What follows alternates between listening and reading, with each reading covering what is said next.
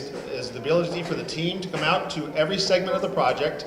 This is our 5th meeting, so this will be in our 5th segment of this project, talking to the adjacent property owners, landowners, and business owners and residents of the area to see, with our construction team, what the project will be and how we can most and best implement it next to your property.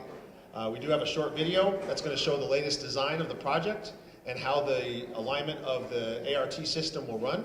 That we'll show for a little bit. We'll answer questions for about 10 or 15 minutes from people that haven't had a chance to ask questions at some of the other meetings. And then I do want to make sure everyone knows there is a full question, answer, comment, pro and con meeting next Tuesday, March 8th at the Albuquerque Convention Center from 6 to 8 p.m. There'll be free parking at Civic Plaza Parking Center garage. So you're welcome to park in the garage there and go to the convention center. The sign-ups for that, Joni, will be through what time?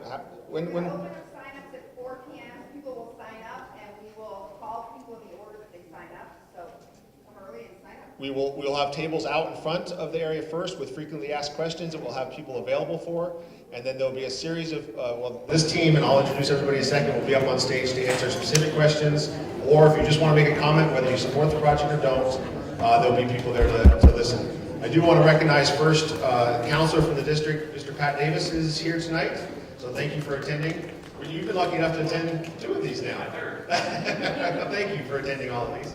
We do appreciate that. I do want to introduce the team real quick before we get going. My name is Michael Bearden. I'm the Chief Operations Officer for the City of Albuquerque. In order here, we have Dana Crawford. She is the Deputy Director for Albuquerque Ride and the Project Manager for this project. We have Dennis Town, who is with Bradbury Stam, local contractor that's been selected to do the pre-construction agreement and hopefully give us the guaranteed maximum price and be our contractor for the project. Great local firm. So Dennis, thank you for being here. We have Joni Griffith, who is a subcontractor to Bradbury Stam, who's doing all the PR, making sure our events are organized tonight. We did have one document that was available at previous meetings that we didn't bring tonight. We're going to get some of those now. It's a printout of all the frequently asked questions. Those are available on the website, brtabq.com, but we will have hard copies before the meeting is over tonight here at the front table for anybody that would like copies of those questions and answers. Paula Dodds-Kwan is from the City of Albuquerque and Municipal Development. She's going to help with construction coordination, utility coordination, and has already been out on the project helping with P&M and soon to be Water Utility Authority. We've got Bruce Rosieri, the Director of Transit, and all-around good guy. And then we have our consultant HDR Engineering in the house as well. So David Leard is here as well. So we have, I think between all of us, we should be able to answer some of the questions we have during that first period. I'm hoping we've got a video ready. It's about a 5-minute video just to explain the project, what the route of the system is. So we'll shut down the lights a little bit, we'll show the video, and when we come back on, we'll answer questions for about 15 minutes. But again, the primary purpose of tonight's meeting is to answer those one-on-one questions about this project and the adjacent businesses to it. And then the full general session of question and answer period will be next Tuesday, March 8th at Convention Center. So I do appreciate you coming. With that, let's turn out the lights and show the video real quick. You know, you have the 777, 767, 66. And the thing is that the trouble is people get into Central if they're going to use the bus. But you have buses, most buses in Albuquerque, there are 5 lines, 5, 6 lines in Albuquerque that run every 20 to 30 minutes. And that's during the day.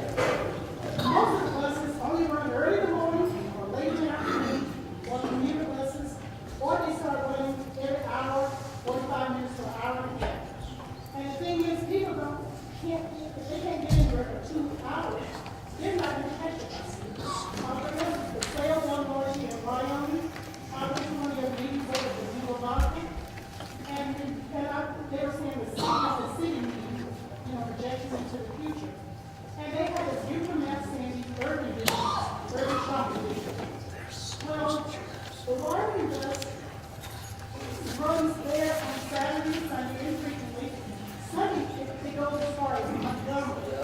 And there are a lot of people who don't make a lot of money at those restaurants and the stores out there. A lot of them have cars, or they'll take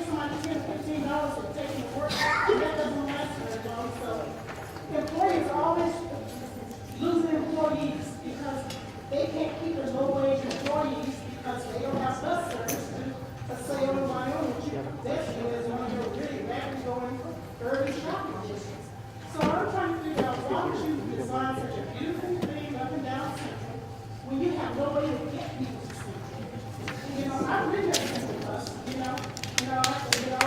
ridden that Central bus and several of them. And, I did it as an exercise for myself. And first off, the 66 is very crowded. You got a lot of people on there. A lot of people are disabled. Don't sit in front because you have to move to the back because you can have a lot of people on wheelchairs and stuff. And you have a lot of people who, have free bus passes. So you're trying to get people to pay for transportation. I think that 66 is a vital service. It's 777, or vital services. Whether it's not simple, but you tell me that you go to a people who already get free bus passes onto a $50 million when you got totally 4 bus service throughout the city, except for 4 or 5 rides. So what I'm saying is, why don't you all start design something that can bring people to Central who want to go down there and just have a great time and spend a lot of money from areas where they say, I don't want to use my car. I can take it down there for an hour to 2 hours, you're trying to do it. So that's my question. How many of you actually got on the bus and rode buses for about a week? You should have had everybody in the division. You ride that bus line, go to the bus lines throughout the city for a week, and then you should have designed something. Because it's totally inadequate the way it is.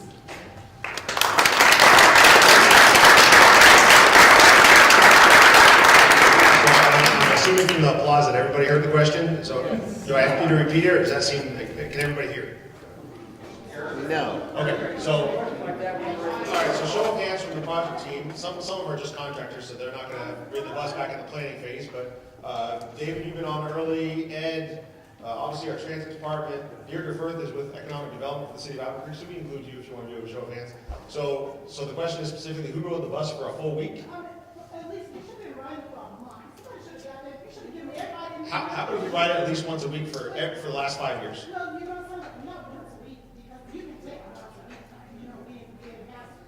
But the thing is you can take, if you kind of just right, if you get on the buses and discover that the bus just won't be here for an hour and 15 minutes, and then you start walking, because you say, I might go get some exercise, and then the bus come along and it passes you. So the thing is that it's very frustrating, and how should be done?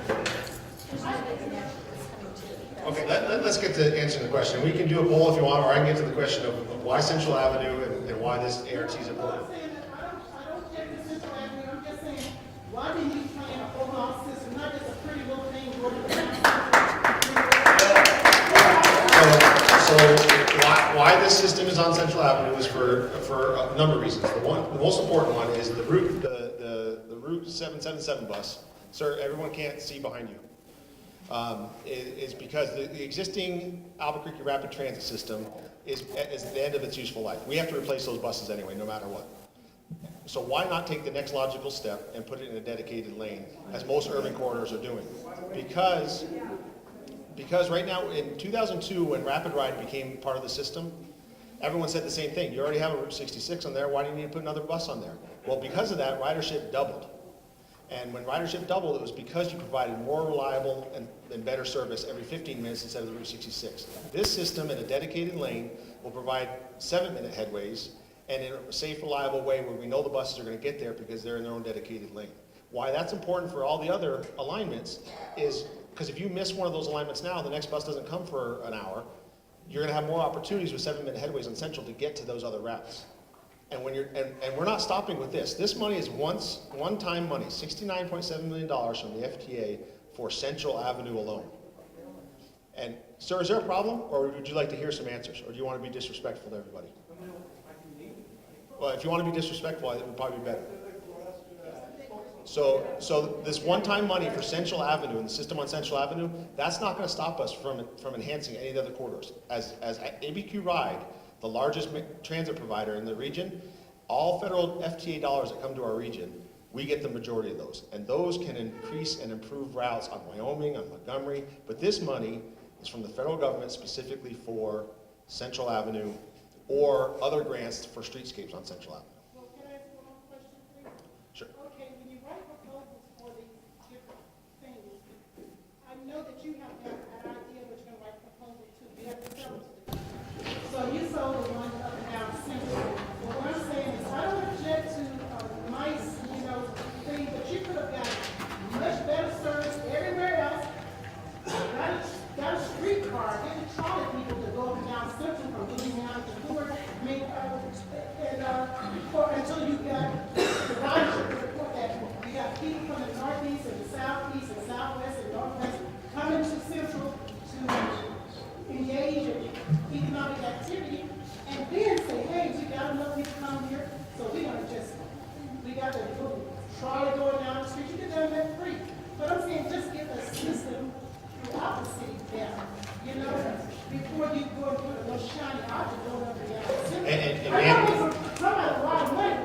Ma'am, we cannot disagree with that, and we're not stopping it from the rest of the city.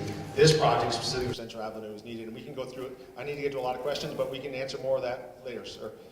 Yes, right back here, gentlemen. There. And then, I'm sorry, ma'am, back there, you had your hand up early. Yes, you, after this gentleman, right? Yes, you right here. I'm for doing business in downtown, and I'm for art. My question is what the city's mitigation efforts to help businesses along the corridor during the construction phase, before, after that, what they're doing for that sort of stuff. So, everybody heard the question, what is the city going to do during construction of the project? Repeat the question, please. Repeat that. So the question was, what is the city going to do to mitigate impacts to adjacent businesses during construction? I'm going to start with some on the construction side. I have Deirdre Firth here from Economic Development, who's working with the Small Business Collaborative to get out and outreach into the business community and these meetings tonight. So, sir, if you have specific plans on your business, when you're going to be doing renovation anyway, or when your heavy busy time is that we would like to stay out of, or when you're closed shop for a month anyway, any of those data that we need to help with our construction schedule. From a construction standpoint, and Bradbury's Dam is on this project right now, is we already had the project broken down into 5 segments. Within that, they're going into reaches, so 2,000 foot, 2,500 foot reaches. We want to be able to tell you as close to the date that we're going to start there as we can. 60 days out, remind you of 30 days out, and 2 days out. So the best thing we can do be for you is communicating when we're going to be there and how long we're going to be there. So from a construction standpoint, that's one. I do want Deirdre to give me just 2 minutes on the Small Business Collaborative and what economic development with the City of Albuquerque is doing as an outreach right now. Good evening. Thank you. I'm with the Economic Development Department here for the City of Albuquerque. We're happy to be supporting the Small Business Resource Collaborative, which is a group of the primary small business organizations, support organizations here within the community, and that includes Small Business Development Center, the Loan Fund, Acción West, SCORE, and New Mexico Community Capital, all of whom have banded together to provide support services for our local small businesses here during the construction period. We have people who will be going one-on-one meetings out, hitting the streets. They've already started about 2.5 weeks ago. If anyone is interested, we'll be going to focus primarily on business consulting one-on-one for marketing, for customer contacts, for growing the customer base, for working with the companies on some targeted financial assistance as well. So I'm going to be around. If you're a business here on Central, please give me your business card. We'll be happy to have somebody contact you personally and directly. Can I ask you a question? Let me go here, Pete, and then we'll come to you. This lady had her arm up for some time. Yes, ma'am. Okay, we talk about Fed money and city money. First of all, that's our money. Yeah. Okay.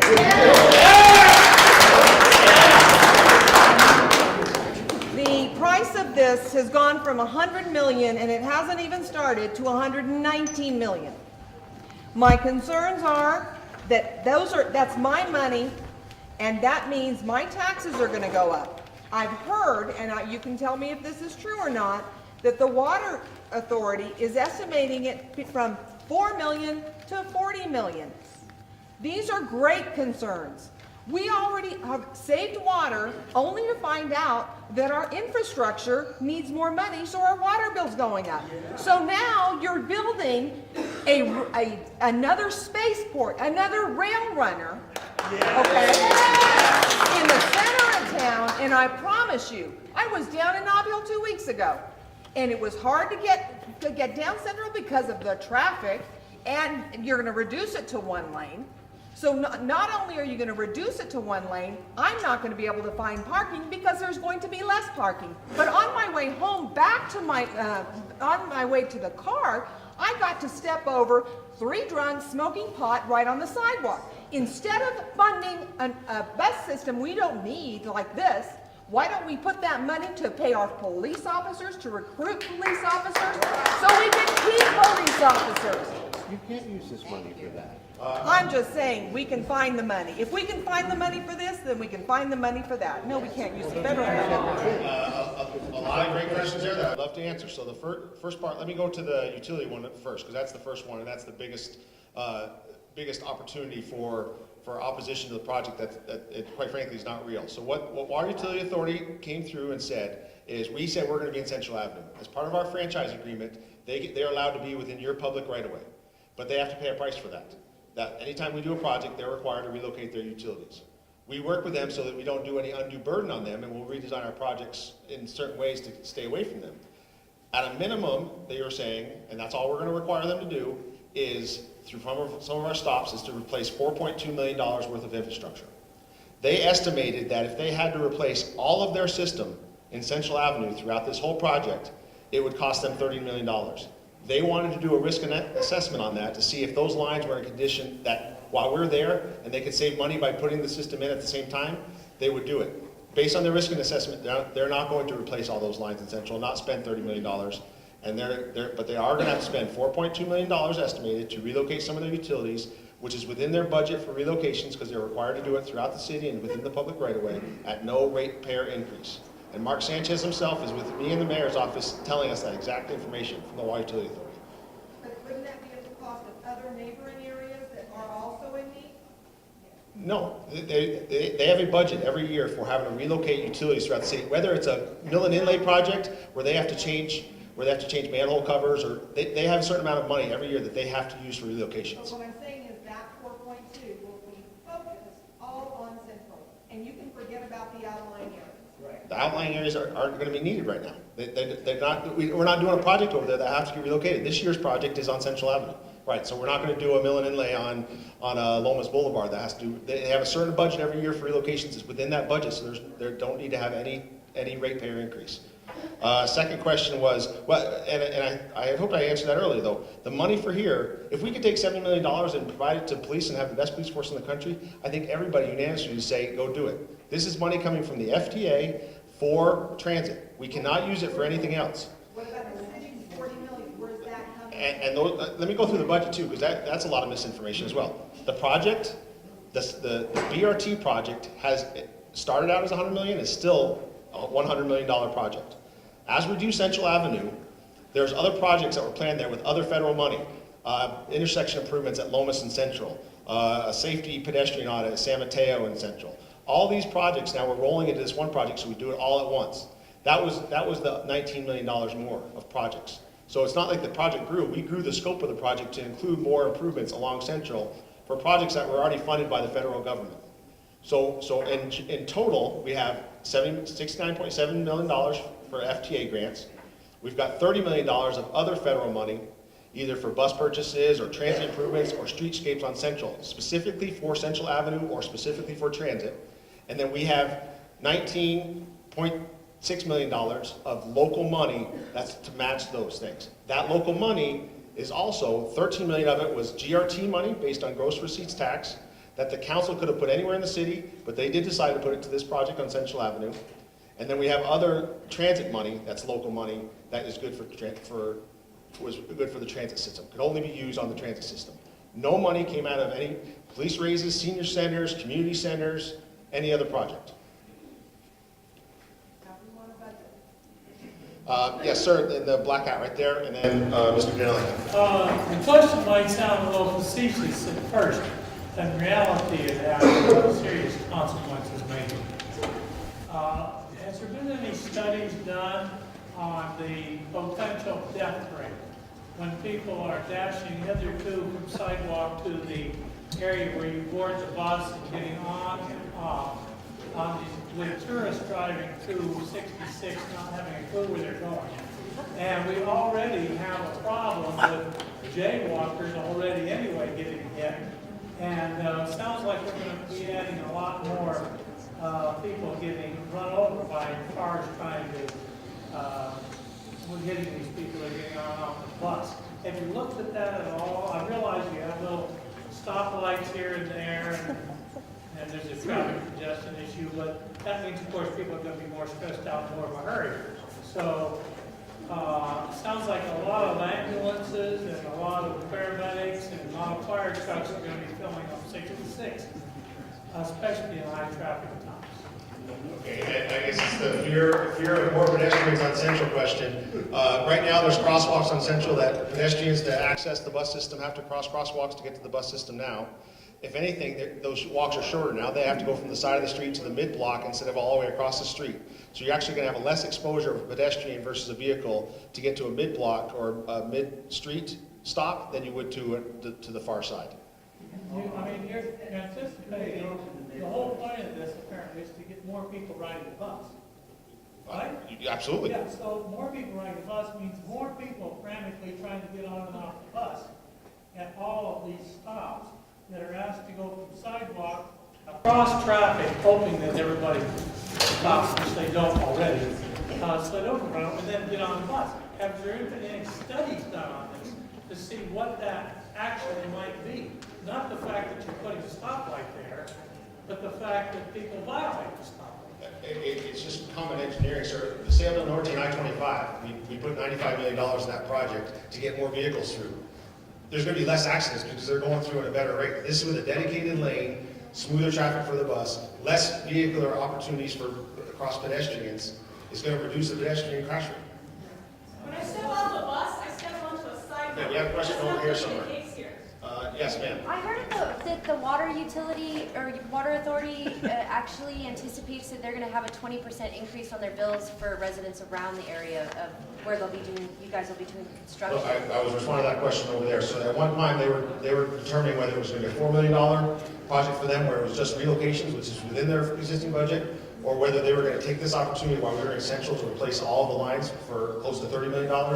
They've decided they don't need to do that based on the analysis of their existing water system. So they won't be. So there will be no rate increase, according to the Water Utility Authority. That's not me saying that, that's them saying that. Let me try to get some, no, I forgot, sorry. I'm going to say this very quietly. I also, in full disclosure, a family member of mine does own a commercial property on Central that's going to have a dramatic impact on that business, a very negative impact. I also have lived in this neighborhood now since 1985. My family was also affected by urban renewal when my dad's barbershop was closed down in Lowe's when they were trying to renovate the area around the convention center, and that got us nowhere. But to get to the specific question, has this lady reached out to the real estate community? Because I know I was talking to a realtor today, and I was notified that some of the realtors along Central have already lost business as a result of sales. People who do not want to buy until they know what's going on with this project. I don't think you've done enough outreach, especially to those businesses along Central. You claim you have, and I'll respect what you've said, but I know that my family member never got anything. And I really believe that this project, as well as this community, would be better served if you put this project on the ballot and let the public vote on it.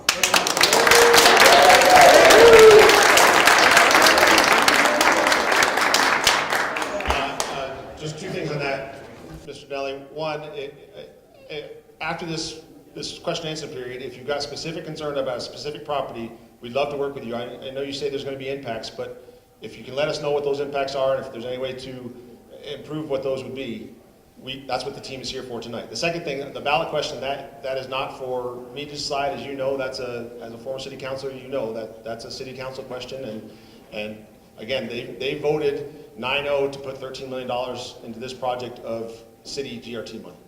So I've lost track of the hand, so I want to be fair to everybody. I'm going to look for faces that I haven't asked questions before. Let me start in the back of the room. Let me go around this way. So how many hands are up right now?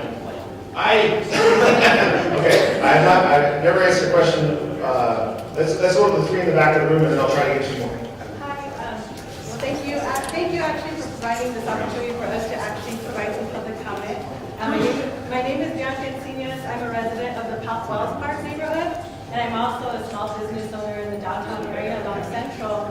And I came here tonight because I felt it was important. We're meeting with other residents of Martinez Town, South Broadway, San Jose, because the city had put out a plan about 2 weeks ago of a poorly announced public meeting regarding some pocket of poverty funds that were specifically for Martinez Town, San Jose, South Broadway, Wells Park, Sawmill, Los Griegos, and Varelas.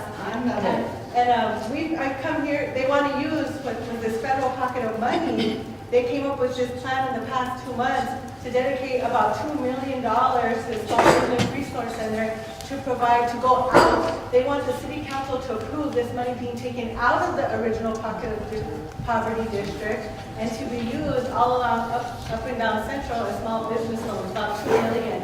And then they go down, there's $5 million, they go on to explain how they don't want to use this money.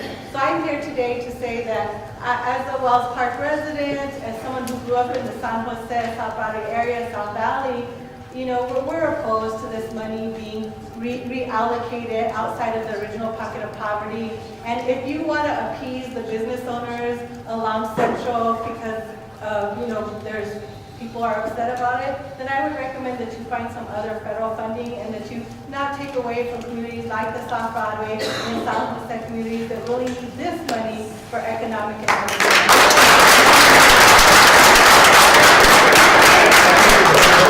We have not been able to address that, I think, properly before tonight, and Deirdre's here to be able to do that tonight. I do want to start with the... I did know the last two public meetings, so the last one was this Thursday, so Yes. the plan that I'm talking about, as I presented it, was what was presented again on Thursday.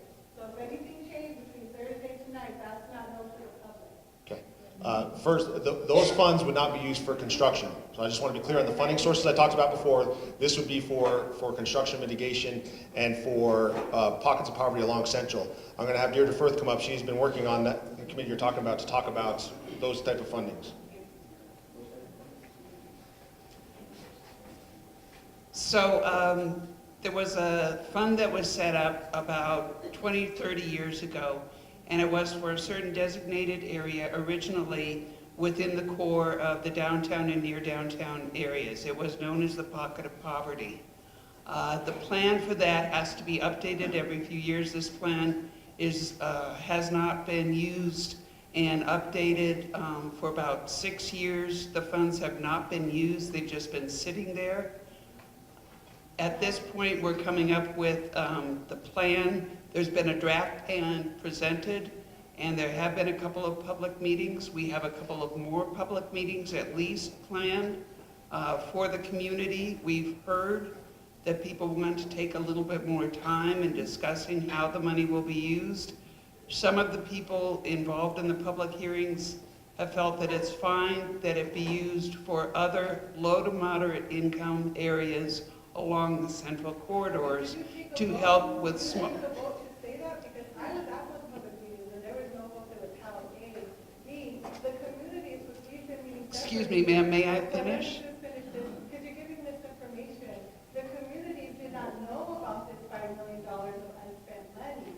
And talking to some of the committee members, specifically my Pia Blackout, he said that this was something that the city, he as a committee member, was just forced down about 2 months ago. So I have a lot of respect for you, Deirdre, and the work that we do and the work that we've worked on in the past. But I think that as a community member who has been present at all these meetings, it's an unfair statement to say that there was a vote and that there was consensus on whatever position there was. But then I think you shouldn't be speaking about who was for and who was against it, because that's an unfair statement. There were some people who were for it and some people who were not for it.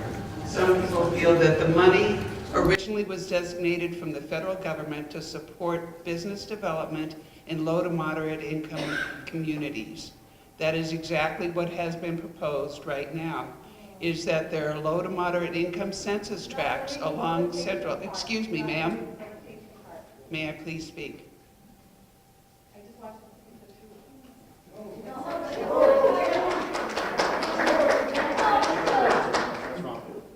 We're not going to be subject to. Deirdre Firth is a very responsible person who speaks the truth, and she does not be accused of that tonight.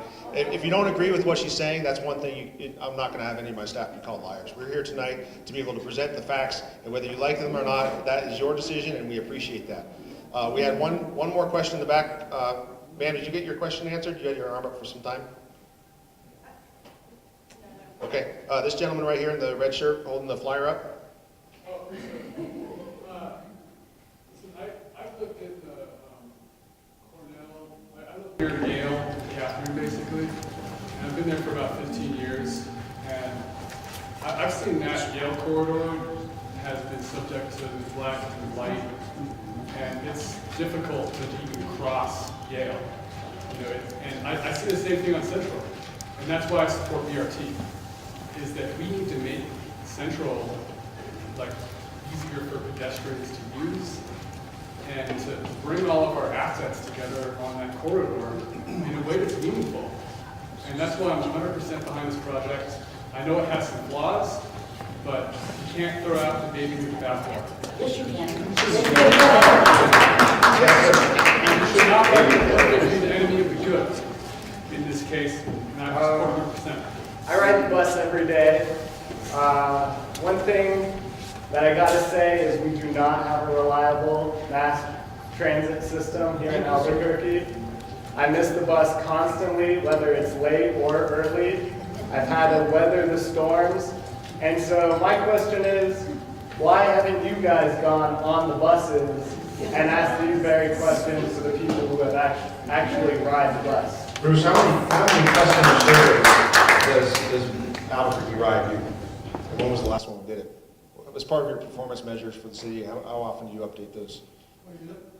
You want to come up and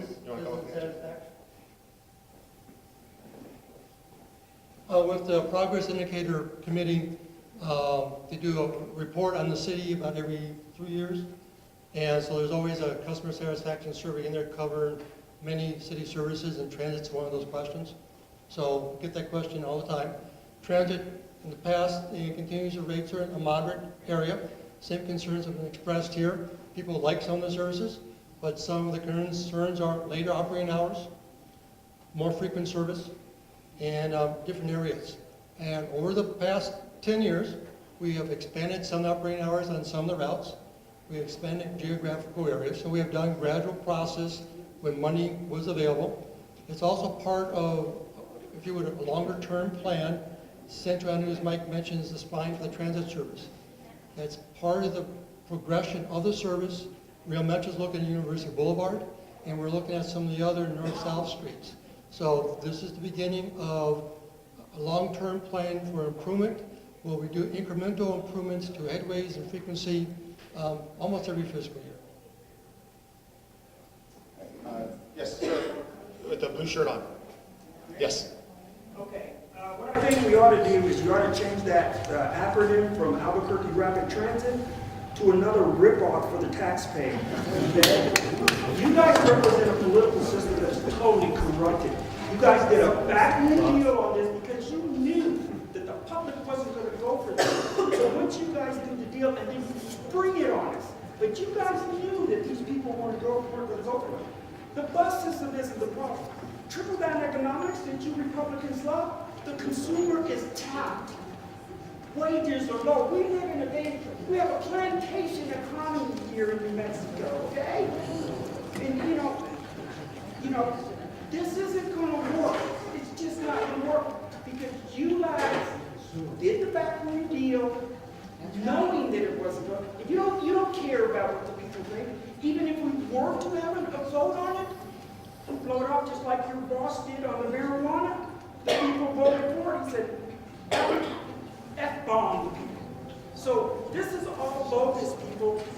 It's going to be your taxes. You guys haven't even mentioned the plumbing, the drainage systems. You don't have that on there. Right-hand drive buses. How are the people going to get out of a bus that's on the left side of the road? This whole thing is a farce, you people, and all of you guys that fall for this, shame on you, and shame on all of y'all for duping the people on this. So you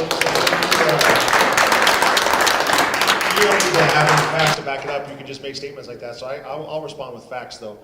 Backdoor deals, I shouldn't even reference that with a response because you've got no proof of that.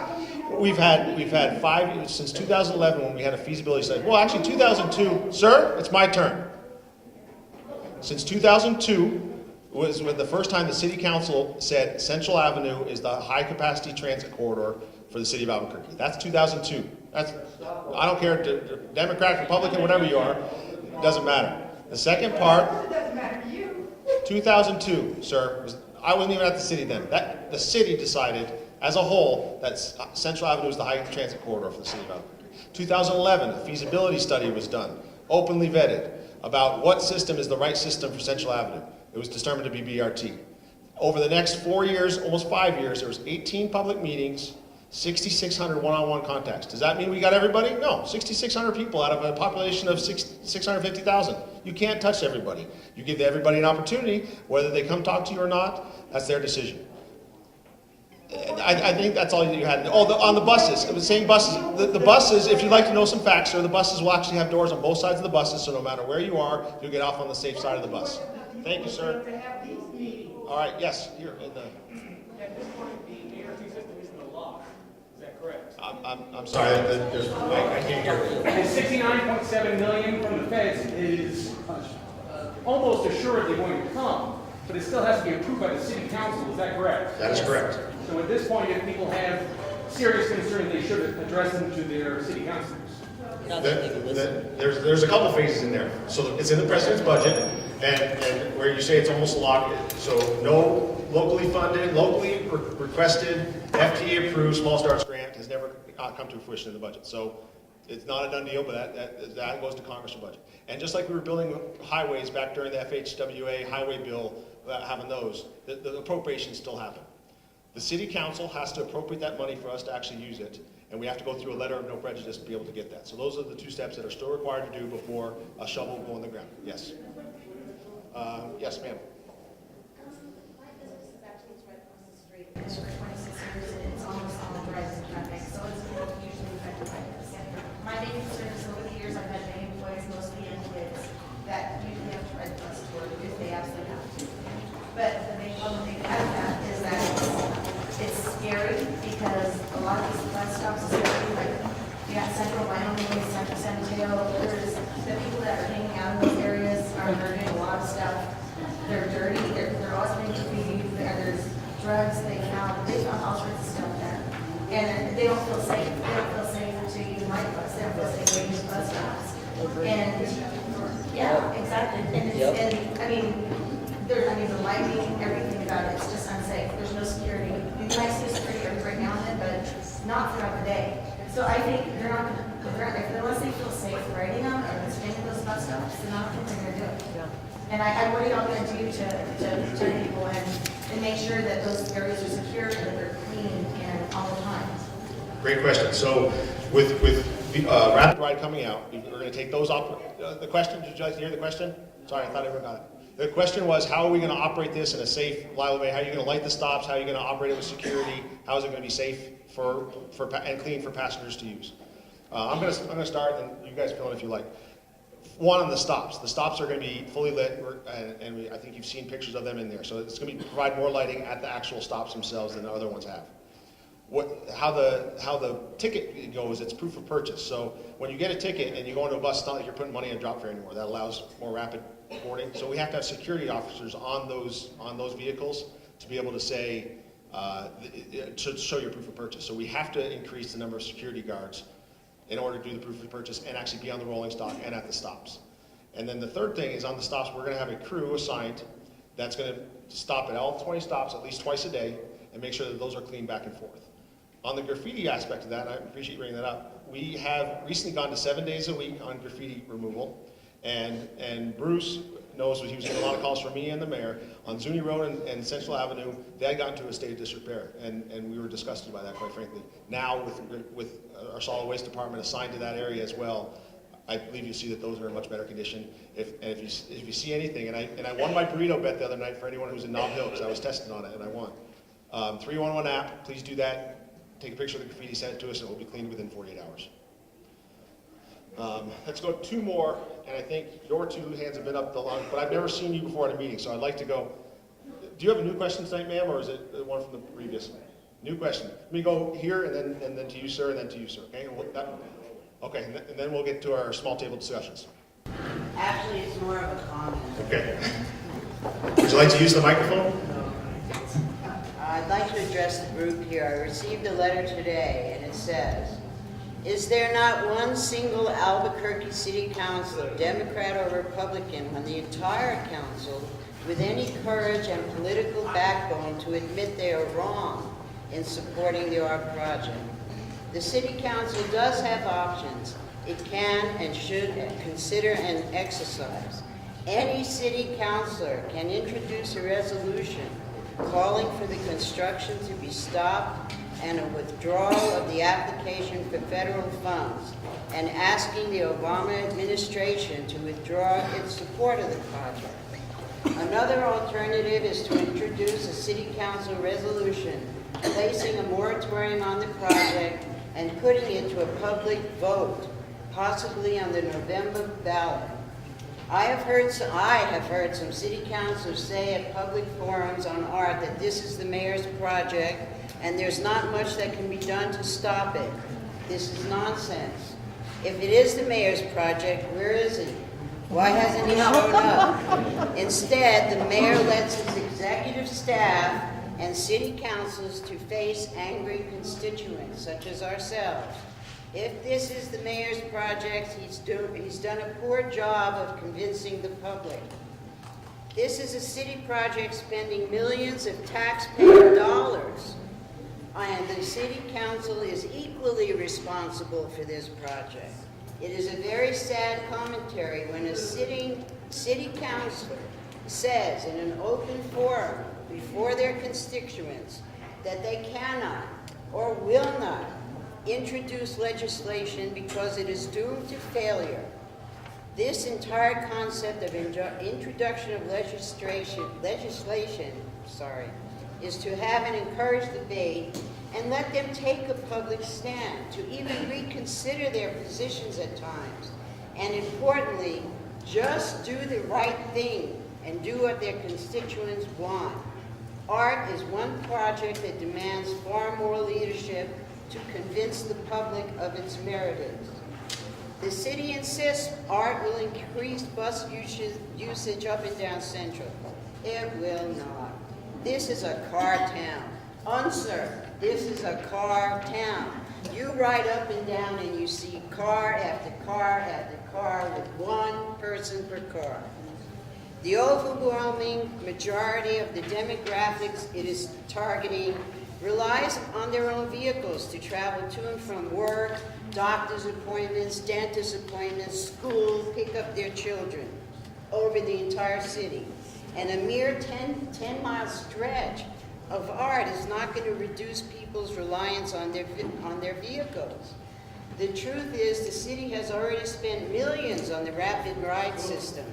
All right, ma'am, how much longer do you have I there? just have 300%. ART is an expensive and glorified version of rapid ride, and it will destroy the median improvements. What they don't tell you is that 217 mature trees on the medians will be ripped out. What they don't tell you is that 100 and I don't know how many left turn signals will be eliminated. You will not be able to make a left turn unless you get to Bryn Mawr. ART will destroy all the projects that has been made, and it will destroy businesses on the central corridor from Broadway to Louisiana. They're nothing. It's nothing more than a construction project that will provide short-term economic benefits to the city. And who will get those short-term benefits? Bradbury STEM, for example, PNM, the Water Authority.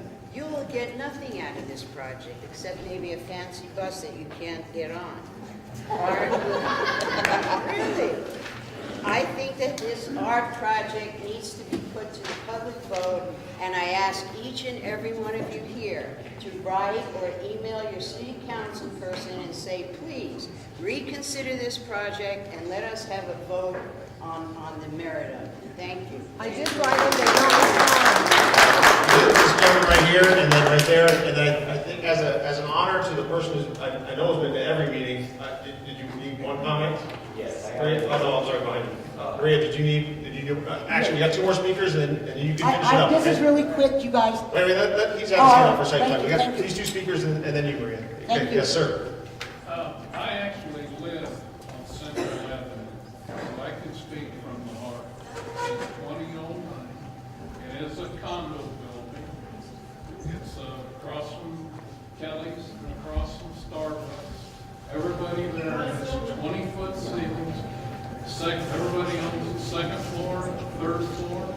I can look down on Starbucks. I can look down on Kelly's. It takes us forever to walk across the street to the median to go get a cup of coffee, probably 75% of the time because of speeders. The average speeder goes 45 miles an hour. A high-end speeder, they're going 60. It's very dangerous. I'm a retired Albuquerque policeman, Kansas City policeman. Spent 40 years in police work. It's a $20 million building. We have 100 free parking stalls. Doesn't cost you a penny right now to park. So you gotta take sometimes 5 minutes to get to the median. You got left turners, right turners at the stoplight, they speed by. You finally make it over there. It takes you forever just to cross the street. From my balcony, I can look down and see rowdies and troublemakers harassing women, asking people for money and stuff. I think, I own a condo in San Diego and in Phoenix. It works wonderful there. The center bus, you gotta wait for it out there. I'm 100% for it. Thank you for your comment. Everybody, we need to get to our group discussions here. So, as promised, we're going to have a small comment, and then Maria's going to finish us up. I think she started us off, too. Born in Albuquerque, lived here my whole life. The whole issue with transit is a problem to solve because Albuquerque is a low-density population over a large area. And people have become, over the years, because of the lack of public transit, reliability, and convenience, become car dependent. As the one lady said, 1 person per vehicle is the rule. And it's not to say that this shouldn't be done, but we do need to get the feeder routes in order for people to start being able to rely on it and get out of that 1 vehicle, 1 person per vehicle situation. Enforcement, as we talked at the Melville meeting tonight, is the issue with pedestrian safety. It's because we're short on officers, we don't have enforcement, everybody puts the pedal down and drives what they can do. As this gentleman said, I've seen it myself, anywhere from Girard east, but usually Carlisle east. It's pedal down, 40, 60, nobody drives the speed limit. They aim at you, they try to run you over if you're trying to cross the street. Even in a signalized crosswalk like San Mateo and Central. Okay, with the light in your favor. All right, so I will stay up here to answer any more general questions about the project. We're going to have the team going out to each of the tables here. Maria did request to have 1 comment to give a website out to everybody, and then we're going to, as advertised, go to our group discussions. Thank you. I want everybody here who might not really be clear on what the utility cost to us is going to be. So I'm just going to give you an email. This young woman is named Lori, and her last name is M-O-Y-E. Her phone number is 505-241-2792. You can reach her at this email address as well, lori.moye@pnm.com. She's done a complete analysis, and unfortunately, we all know our pipes are the worst because they built the city so long ago. We expect there'll be breakages. So they're bidding the job from 4.5 to 30, depending on what we find. We don't know what's underground along this corridor at all. So I encourage you for clarity to please call her. Hey Maria, just to be clear, Lori Moya is with PNM. Yeah, oh, I'm sorry, yeah, The PNM. Water Utility Authority is the $4 million, and they have to replace some of these different people. You cannot guarantee that the water authority will not raise the rates. You cannot guarantee they won't go up to 2.2. And in fact, the mayor's not here, you don't hear the city council, Davis here, or any other city councilors here guaranteeing this community that water rates will not be raised. We don't even have a straight analysis on it and a straight cost. I can guarantee you they won't be raised. Excuse me, sir, I own the only full-service laundromat in Albuquerque, so I get to serve. All all right, about it. Because if the water rates go up, then it's gonna put me out of business, even if I transfer the cost onto my customers who are all low income. Okay, in my business on San Mateo, I live in the student ghetto. The water issue is a huge issue, and you're not coming up with the answers that are proper or correct to the public about this. Okay? You guys need to get it straight. And everybody knows the water authority basically has unilateral decision power to raise rates. And who are those people who raise the rates within the authority anyway? These questions must be answered. Were you not here when I answered this lady at the other end of the table? I heard you know. No, what I'm saying is nobody can guarantee, no policy maker, okay? Not a bureaucrat, not an elected official can guarantee that the rates will not increase or they'll stay at a $4.2 million budget within the water authority's means. It may go up to 39, it may go higher. You can't guarantee it. So for us to believe your answer, it's not believable. There's too much gray area in it. There's no gray area. $4.2 million for reconstruction. I was told by the Water Utility Authority, Mark Sanchez, the executive director. You tell Mark Sanchez to come I'm talk answering to your me. question, sir. No, you didn't. $4.2 million to relocate it. That will There's no guarantee. That will not require a No rate increase. guarantee. That's the most guarantee I give you. I'm not It's not a saying it's guarantee. not going to happen. You're right. You have no guarantee. I'm right. There's no guarantee that you're not going to get an actual building. I'm right. No You're not guarantee. right. You're trying to do a scare tactic to make everybody understand that the water utility. You're not scared.